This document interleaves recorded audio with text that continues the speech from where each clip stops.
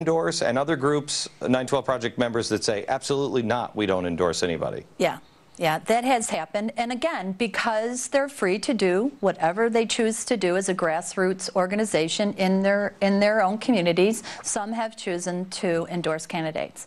Now, as a whole, for the national project, we're saying that we're a nonpartisan organization, a nonpartisan movement, if you will, and we're not endorsing. So, but again, if you're in Florida and that's what your small little group chooses to do, so be it. Yeah. We have gotten solicitations from candidates saying, can you investigate this candidate? Can you look at me? Can you look at our candidate and give us an endorsement? But as we've said, we don't. We do want to be that jumpstart for individuals to get back involved, to be part of the resource pool that they can use to find out and learn. Who is, I mean, are you all 912 members, right? Is there anybody, I remember on the first show, I said, in fact, I held this book up, and I said, this is where you need to start, the 5,000-year leap. And this thing, I mean, this was a bestseller for I don't know how long. This is 28 principles that we were founded on. It's just the best starter guide on the fundamentals of our Constitution and the founding of our country that I've ever read. It's so simple to understand. And did you all read this? You'll read it. And I talked about this book, and I said, get together and read history. Get together and share history. Did anybody do that? Yeah. Raise your hand if you did. Do we have mics out here? What did you discover here in the front? Jennifer, I think your name is. Hi, Jennifer. I discovered that I'm very well educated in everything except being an American and what that means. I had no clue. I'm 36. I've been an American for 36 years and had no clue as to what that meant. What have you learned in the last year? That paying taxes and choosing to vote once in a while is equivalent to breathing. There's so much more to it than that when it comes to being an American. Who else went to a study group, or who else is continuing their own education on their own? Yeah, Alex. I started reading everything. Started with the Constitution, one of the things they didn't teach us in school. I started with Utopia by Thomas More. I went to there. I read Alinsky. I'm reading John Locke right now. I got a whole bunch of things. And the most important thing you learned? There's nothing like being an American. And I'm an immigrant here, and I would never decide to go anywhere else. Where are you from? Azerbaijan. It's one of the former puppet nations, basically. Yeah, no, I know. So your family recognizes a lot of the stuff that's... Yeah, we see it. My grandparents grew up on the Stalin and the Bolshevik Revolution and all that. Let me go to the second row in the middle, gentlemen, yes. Yeah, we actually just had another meeting last night about the 5,000-year leap, and we're continuing to read it, and it's been an amazing experience. You can see people's eyes open to how the government is supposed to be run, and to read the founding fathers' own words and how relevant it is today is just amazing. Absolutely it's on amazing. fire. It's on fire. You read it, and it's like it was written. It was like written today. It is really, truly amazing. Does anybody think that there is a...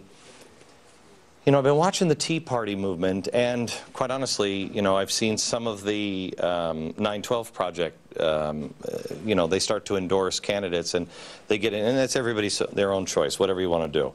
But the reason why we are different as the 912 Project is from the Tea Party or anything else, and I'm not, you know, disparaging anybody else, but they're the 12 principles and values, 912. And if you look at the 9 principles and the 12 values, that kind of sets a course. Has anybody discovered anything about the principles and the values, keeping them kind of in a range? Has anybody had a problem in any of their districts or their groups where you can pull it back because no, look at the values and the principles? That's exactly, we went through that a lot in Florida, and I've heard from other state leaders that that's been common too. And I shouldn't say too common. Each one of us has had 1 or 2 issues where there's something going on, and the state leaders, we're really just to foster communication. And we got on the phone with each of them, and there was a discussion. Is this really representing the 9 values, or 9 principles and 12 values that we represent? Because if it's not, And if it's not for the greater purpose of the movement and those 912, then it's something we should reconsider. And usually once you have that discussion, the issue's over with.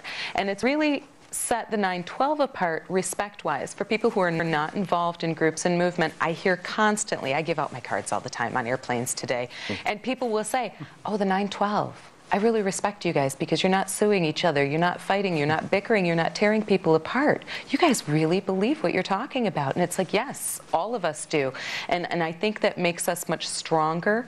And we all have a commonality in what we believe in those things. So it makes it easier for us to work together and towards that end goal. It is really the secret of... it's what we've lost in Washington. We've lost in Washington the idea that there's some guiding principle. There's something of value that guides you and moves you forward, and that's where you always get lost and off the tracks. Well, and I think it's something that we had forgotten about, and that we feel like you pulled us back together to say, we have these principles, we have these values, and we go back, because we're talking about the one-year anniversary of the 912 Project, and we go back to the phone call that you had with that gentleman from Florida. Do we have the phone call? Because this is really where it began. Do we have the phone call? Can we play that? This was on the radio show, and it was about 5-6 weeks before we started the 912 Project. And a guy was calling up on the radio show, and he's like, I've had enough. I got to turn it off. And here's what happened. I really tuned out. Not a magazine, not a paper, nothing. I mean nothing. The only thing I had in the background is you and Rush as background music for major headlines. I didn't even know Israel, was tossing bombs around with the Palestinians. I knew nothing about that until one day I saw a headline when I went to buy some gum. I really tuned out, I think, a little bit more than you think. And No, you just tuned out as much as most people do in America. They get their news from Jon Stewart and watch American Idol. That's what most people do. I'm one of the zombies that I complained about for 20 years, and I'm one of them now. But I can't bring myself back. Every time I try to turn the TV on and take a look, I got Mr. Lowry telling me, I heard his benediction, because I thought, hey, let me respect the presidency and at least listen to this, right? And then Lowry's on telling me that white needs to embrace what's right. And I said, you know what? Click. I went right back again. He said he felt alone. And the point that I was going to make is at the end of that phone call, and I was actually driving in my car going from one meeting to the next and feeling very much like that gentleman. You said, square your shoulders and get back in the game. And I think that's what we did as Americans. Like, I snapped to it. I was raised to square my shoulders. I was raised by a Marine. But my shoulders were slumped, And then I was driving in the car, and the tears were just rolling down my face. And I was like, he's right. Square your shoulders, America. Get back in the game. And we did. And America has. It's a different America today than it was when I took that phone call back in January of last year. We'll be right back.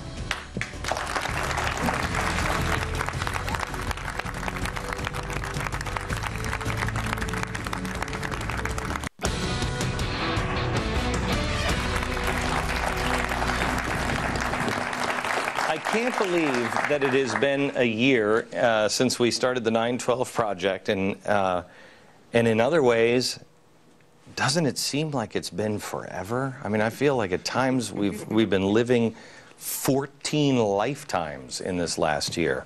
We're back with Yvonne Donnelly. She's the 912 Project Chair. Michael Opelka, 912 Project Editor-at-Large for 912project.com. Stephanie Scruggs, she is the 912 Project National Co-Chair.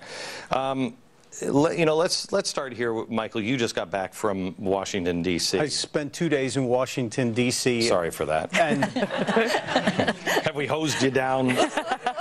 I don't know. It's a river of slime. I don't know if there's enough antibiotics in the world to cure what I have. Yeah. But it reminded me of the greatness of the country and also how much work we have left to do to get back to that greatness.